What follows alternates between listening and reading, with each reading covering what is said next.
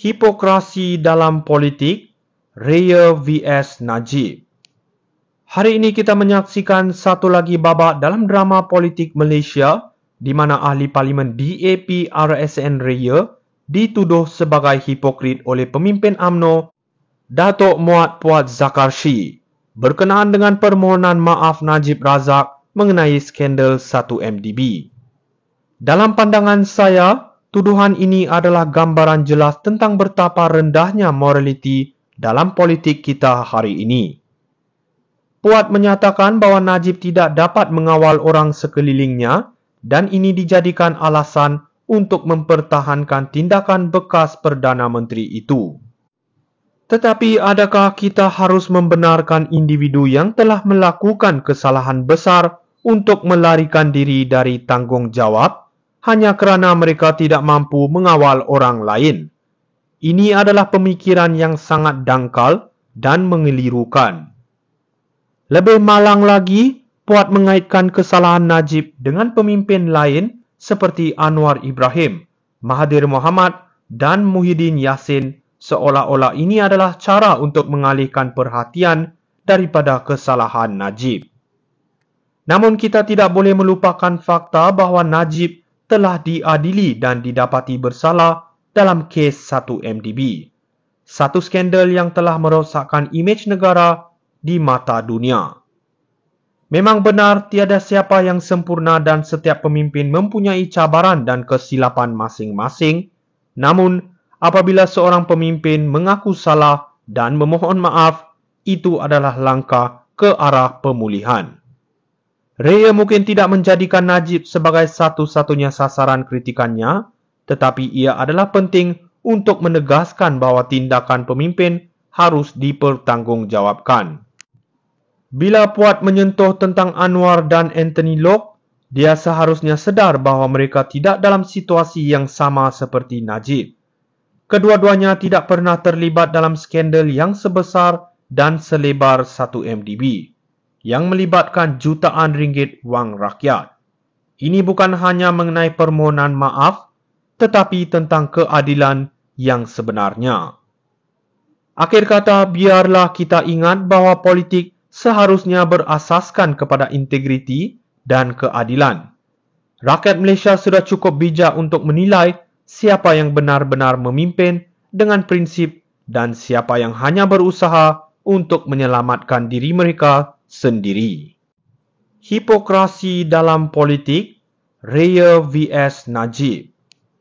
Hari ini kita menyaksikan satu lagi babak dalam drama politik Malaysia di mana ahli parlimen DAP RSN Raya dituduh sebagai hipokrit oleh pemimpin UMNO Datuk Muhammad Puat Zakarshi berkenaan dengan permohonan maaf Najib Razak mengenai skandal 1MDB. Dalam pandangan saya, tuduhan ini adalah gambaran jelas tentang betapa rendahnya moraliti dalam politik kita hari ini. Puat menyatakan bahawa Najib tidak dapat mengawal orang sekelilingnya dan ini dijadikan alasan untuk mempertahankan tindakan bekas Perdana Menteri itu. Tetapi adakah kita harus membenarkan individu yang telah melakukan kesalahan besar untuk melarikan diri dari tanggungjawab hanya kerana mereka tidak mampu mengawal orang lain? Ini adalah pemikiran yang sangat dangkal dan mengelirukan. Lebih malang lagi, Puat mengaitkan kesalahan Najib dengan pemimpin lain seperti Anwar Ibrahim, Mahathir Mohamad dan Muhyiddin Yassin seolah-olah ini adalah cara untuk mengalihkan perhatian daripada kesalahan Najib.